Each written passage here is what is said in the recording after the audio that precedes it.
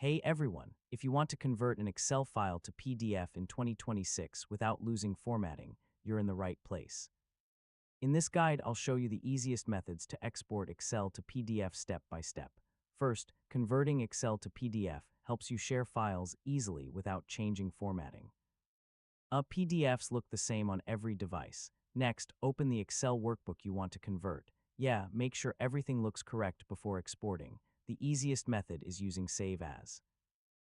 Go to File, click Save As, and choose PDF as the file type.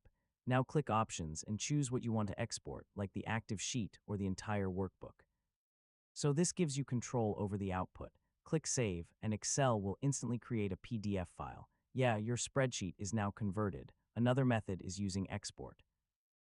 Go to File, click Export, then select Create PDF or XPS document. Before exporting, check page layout settings. Adjust margins, orientation, and scaling for better results.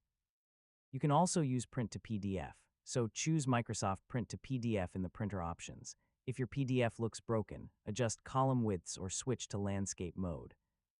Yeah, small changes can improve the layout. Always open the PDF after saving to make sure everything looks correct. Double-check your formatting, and that's it.